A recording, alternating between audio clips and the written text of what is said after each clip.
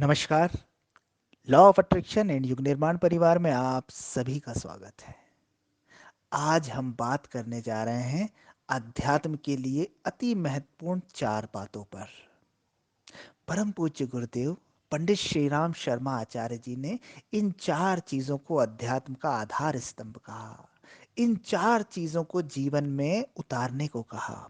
और निश्चित रूप से कोई व्यक्ति अगर इन चार चीजों को, इन चार चरणों को पूरा कर लेता है तो वो संसार में रहते हुए भी जीवन मुक्त हो सकता है। वो अध्यात्म की उच्चतम श्रेणी में पहुंच सकता है। वो रिद्धि सिद्धि और जो जो शक्तियां बताई गई हैं आध्यात्मिक व्यक्ति की, वो सब प्राप्त कर सकता है। तो आइए आज चर्चा करते हैं उन चार चीजों की जिसे अध्यात्म का आधार स्तंभ कहा गया है। ये चार चीजें हैं: साधना, स्वाध्याय, संयम और सेवा।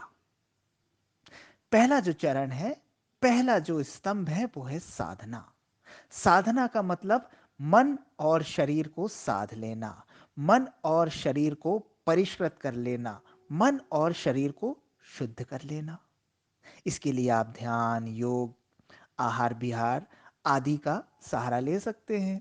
आहार विहार को ठीक करके, ध्यान और योग को जीवन में अपनाकर आप अपने आप को अर्थात मन और शरीर को साध सकते हैं।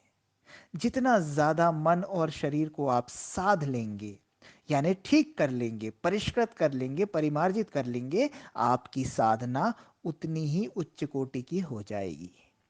साधना ईश्वर की नहीं होती, भगवान की नहीं होती, भगवान सधे हुए ही हैं। साधना आपको स्वयं को है। स्वयं को उस लायक बनाना है कि ईश्वर आपसे संपर्क कर सके, आपको कुछ दे सके, आपकी आत्मोन्नति हो सके।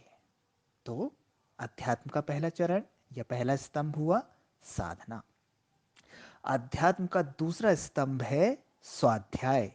स्वाध्याय यानी सदग्रंथों का, सत विचारों का अध्ययन करना, मनन करना, उन्हें सुनना, उन्हें पढ़ना, उन्हें जीवन में उतारना।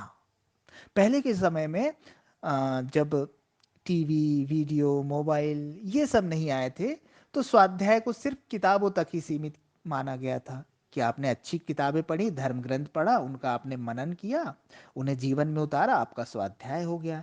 लेकिन आज का सोशल मीडिया का जो युग है, मोबाइल का जो युग है, टीवी का जो युग है, इसके अंतर्गत आप वीडियो प्रवचन, ऑडियो प्रवचन, अच्छी अच्छी ऑडियो बुक को भी स्वाध्याय में शामिल कर सकते हैं। आप किसी महापुरुष के प्रवचन सुन सकते हैं, आप सदग्रंथों की ऑडियो बुक सुन सकते हैं, वीडियो देख सकते हैं। तो ये सब चीजें भी स्वाध्याय में शामिल होती हैं। स्वाध्याय यानी अच्छी चीजों का अध्ययन करना। स्वयं का तो अध्ययन करना ही है, आत्मावलोकन तो करना ही है। इसके अलावा बाहर मौजूद अच्छी अच्छी चीजों को पढ़ना, सुनना और जीवन में उतारना, ये होता है स्वाध्याय। स्वाध्याय करने से आपके भीतर मौजूद जो कुसंस्कार होंगे, बुरी जो कंडीशनिंग तैयार हो गई होगी, बुराइयां जो भीतर आ गई होगी, उनकी धुलाई हो जाती है और सद्विचार और सच्चरित्र आपके भीतर विकसित होने लगता है। तो दूसरा जो स्तंभ है अध्यात्म का, वो है स्वाध्याय। तीसरा जो स्तंभ है वो है संयम। संयम यानी दमन नहीं होता, किसी चीज को दबाना नहीं होता, किसी चीज से भागना नहीं होता। संयम यानी आपकी इंद्रिय, आपका मन आपके विरुद्ध कोई काम नहीं करेगा। आप अपने मन और इंद्रियों के गुलाम नहीं होंगे। आपका मन और आपकी इंद्रियां आपके गुलाम होंगे। वो आपके अनुसार चलेंगे, आप उनके अनुसार नहीं चलेंगे। तो संयम का मतलब होता है अपने इंद्रिय पर काबू कर लेना। संयम का अर्थ होता है अपने मन पे काबू कर लेना। मन का दमन करना नहीं, इंद्रियों का दमन करना नहीं, कोई ऐसी चीज नहीं करना जिसको बाद में आपका अचेतन और बुरे रूप में प्रस्तुत करे। संयम का मतलब है अपने मन और इंद्रिय पर विजय प्राप्त कर लेना। तो जो व्यक्ति संयमित जीवन जीता है वह अध्यात्म में बहुत तेजी से उन्नति करता है। तो ये हुआ तीसरा स्तंभ, संयम। और चौथा स्तंभ हुआ सेवा। सेवा के बिना आपका आध्यात्मिक जीवन अधूरा है। सेवा का लक्षण हर आध्यात्मिक व्यक्ति में होना परम आवश्यक है।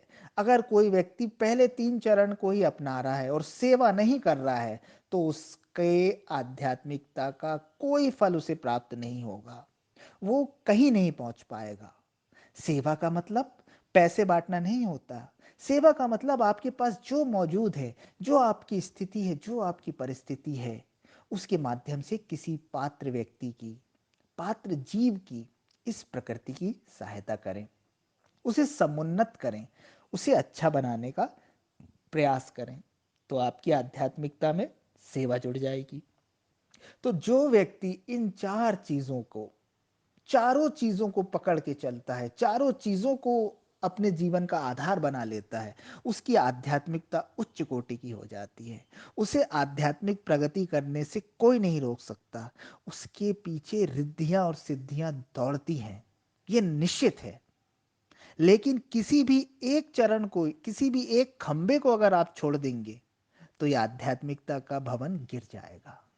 आपको चारों चीज़ों को पकड़ के रखना है। ऐसा नहीं कि 3 कर लिया और 1 छोड़ दिया, 2 कर लिया और 2 छोड़ दिया, नहीं।